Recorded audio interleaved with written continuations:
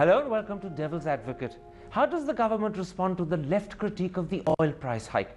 That's one of the issues I shall discuss today with the Deputy Chairman of the Planning Commission, Montek Ahluwalia. Dr. Ahluwalia, let's start with the left's critique of the oil price hike. The left say that from May 2009, when the UPA was sworn in till today, the international price of oil has only risen by $7 a barrel, which they calculate comes to 70 paisa per litre. Yet in the same space of time, your government has increased the price of petrol by 6 rupees 44 paisa and diesel by 4 rupees 55 paisa. How do you justify an increase that's almost 10 times the international increase?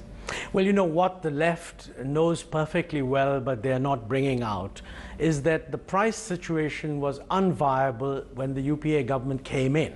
The big price increase took place over a year ago.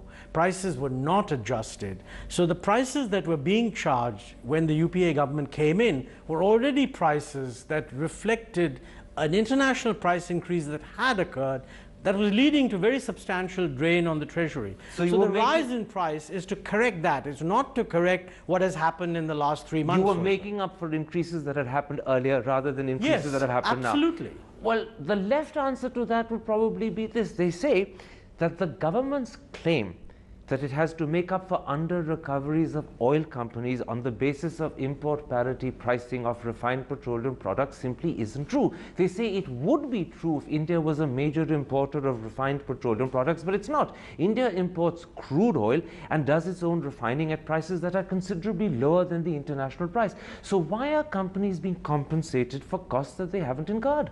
No, I think the companies are being compensated today with the liberalization of the arrangement that has been done.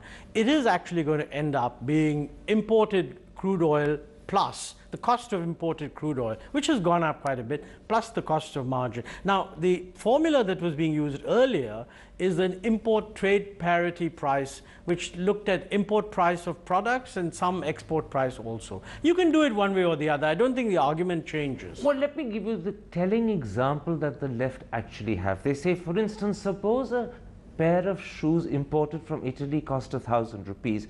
But if you import the leather and make the shoes in India, the cost is only 600. Then how can the company claim that on the basis of import parity pricing, its actual cost is 1,000? That's not just unfair. The left say it's patently wrong.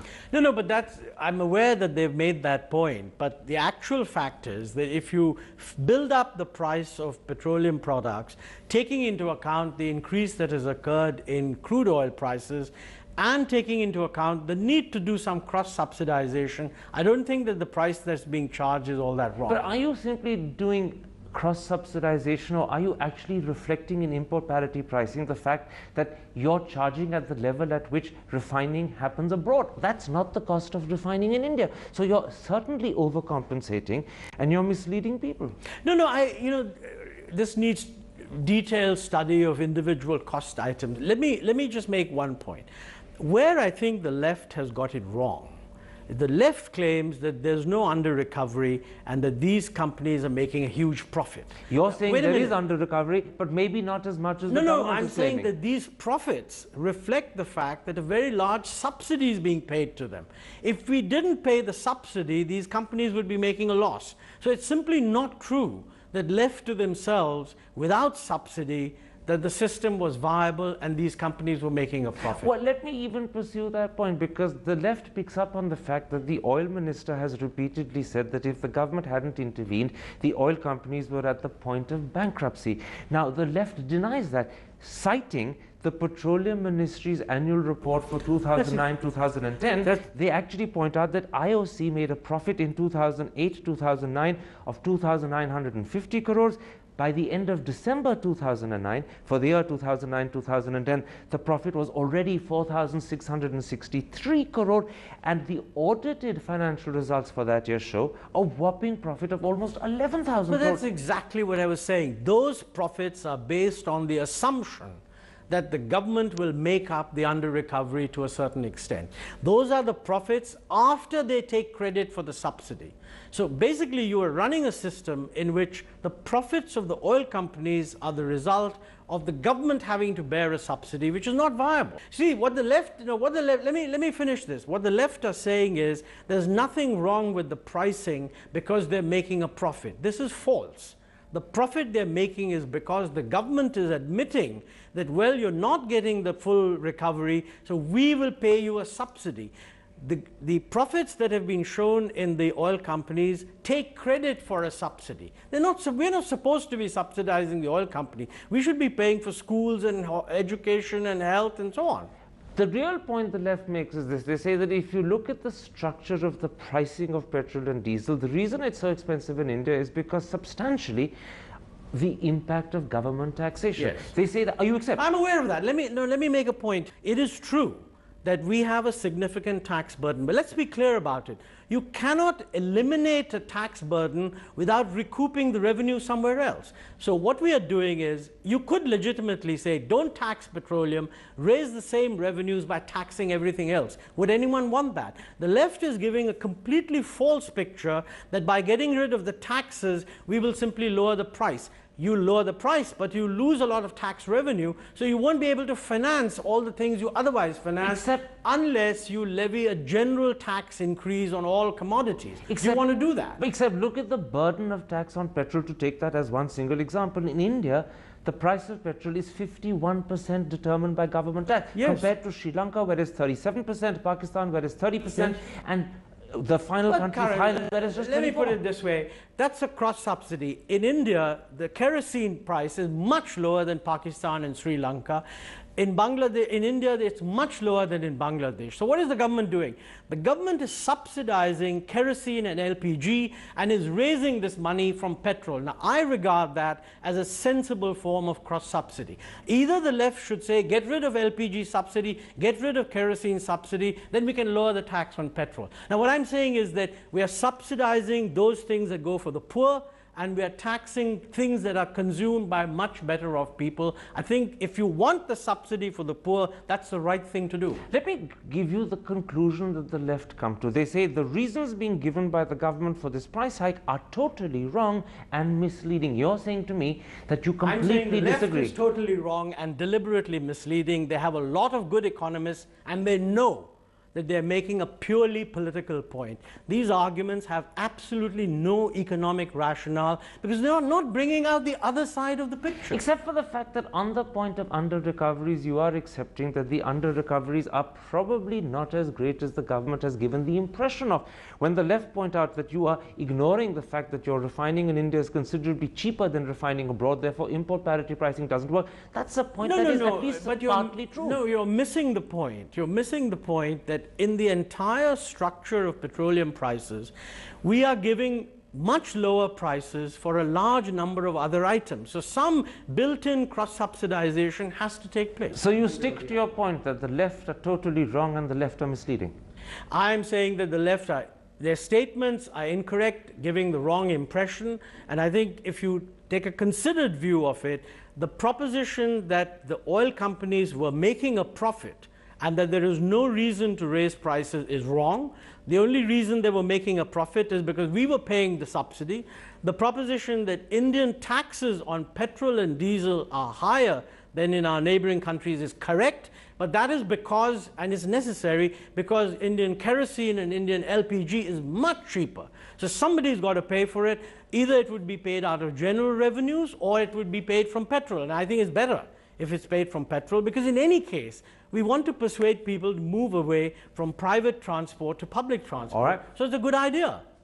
Let's then end that part of the interview there. I want to come back and talk to you in the remaining time about the Planning Commission itself. We'll be back in a moment's time. See you after the break.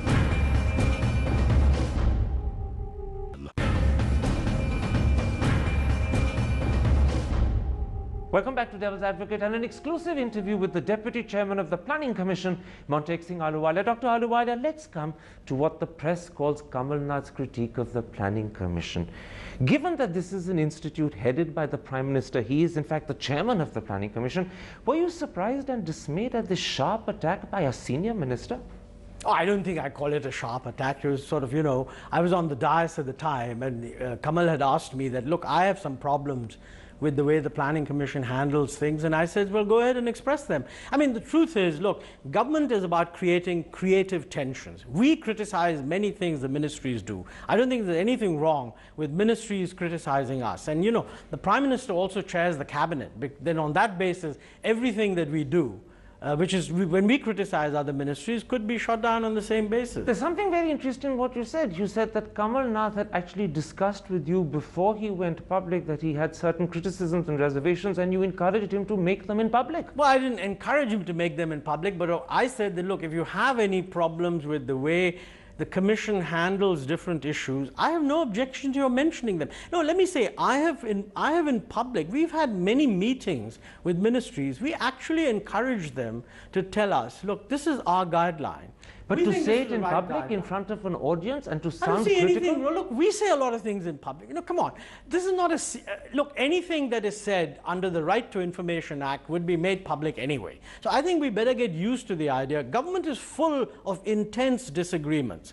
The notion that government sits there and agrees on everything is simply a dream. And it's good that government disagrees. These disagreements get sorted out at different levels. Nothing wrong with that. I'm delighted to hear you say that government is full of intense disagreements, and secondly, that it's good that these disagreements are aired because that's how they get sorted out. But the point is that not so long ago, the Prime Minister publicly told his ministers that they mustn't air their differences in public. No, surely this is defiance and indiscipline. Let me say, Kamal Nath, when he was there, said, actually, the newspapers only reported a part of it. He said he's getting full support from the Deputy Chairman and from Sudha Pillai. But there are things the Commission does that he has problems with. So I don't call that a criticism which has any political resonance. Let me say that when you're trying to do something like bring in on board investors, I have sat with Kamal Nath in public meetings with investors, and the investors often say different things. We ourselves, in order to take care of this problem, I had set up a committee under B.K. Chaturvedi to look at these things, as a result of which we modified some of the things that were in our various model concession agreements. I don't think there's anything wrong with that. At the end of what the press called Kamal Nath's attack of the Planning Commission, you publicly said that this was constructive criticism. Were you being polite, or were you acknowledging that there was truth in what Kamal Nath was saying? Well, I'm certainly acknowledging that we often criticize ministries, and I think we should be willing to listen to ministries' views where they differ with us. All such exchanges, in my view, are constructive. Now, you can pretend that these differences don't exist and tell us to do it in private.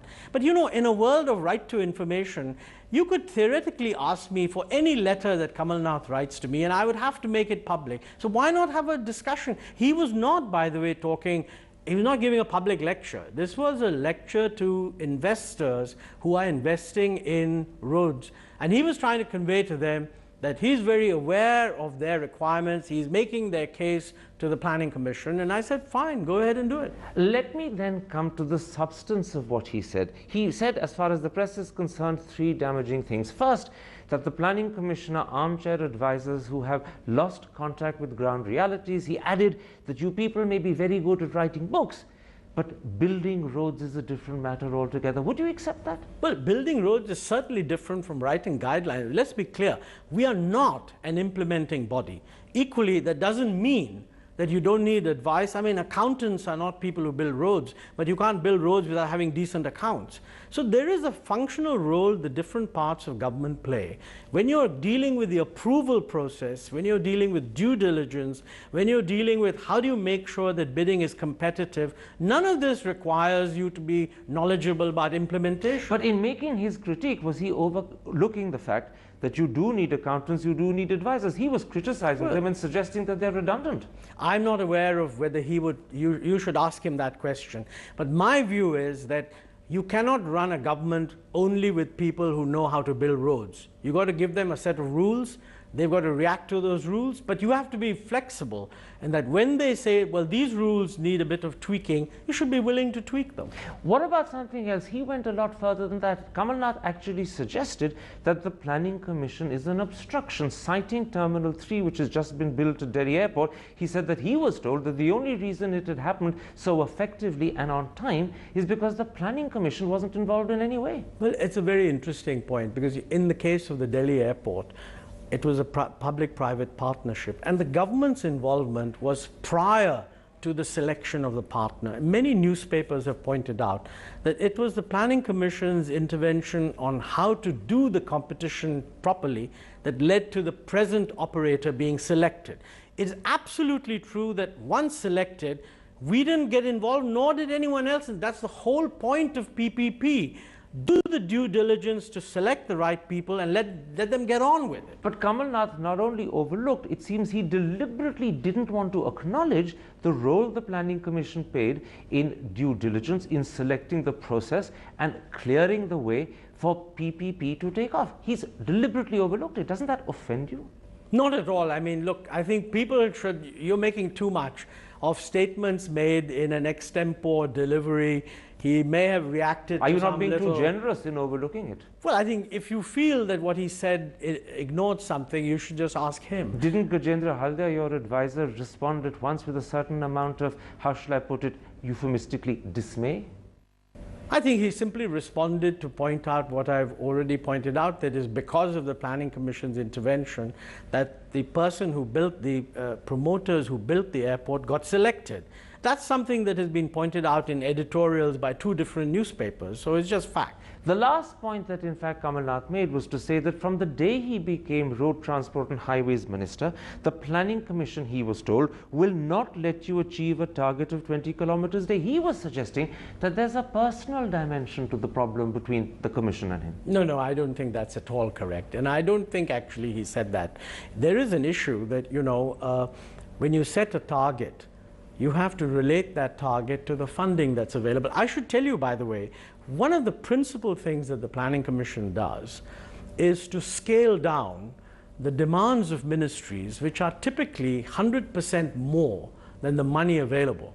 So I think on that basis, if every ministry thought that it could get whatever it needs for funding to achieve whatever it wants, but basically, both the Finance Ministry and the Planning Commission would be blamed for not providing enough funds. But somebody has to do that. You said a very interesting thing at the beginning of that answer. All ministries have to set targets. Is that in fact the core and root of the problem between Kamal Nath and the Planning Commission, that he hasn't been able to live up to his target, or boast, as some would say, of building 20 kilometers a day, and the Planning Commission has advised him to set a more realistic target closer to 7? No, is that where the difference lies? First of all, it's not correct. I think I should get the facts on this right. In the previous year, that is 2009, 2010, the volume of roads that's been contracted. You know, we really think of the volume of roads that's being contracted, because building the road is a separate issue, and that includes all kinds of other constraints, which he also talked about. They've contracted a lot more than was done in the previous year, but they haven't contracted as much as they would like or we would like. For the current year, that is 2010, 2011, we have set a target of something like, and they have set, I mean, we both agreed on this, and that's on our website, something like 9,000 kilometers of contracting. Now, how much gets built depends on how the program rolls out on the ground. 20 kilometers a day is 7,500 kilometers a year. So in terms of contracting, we will definitely be meeting that target.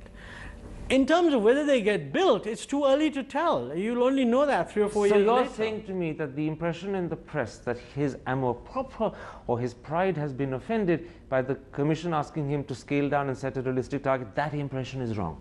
I'm not making any comment on speculating on what is going on in Kamal's mind on this. It's something you have to ask him. But I'm merely saying that 20 kilometers a day is 7,500 kilometers a year.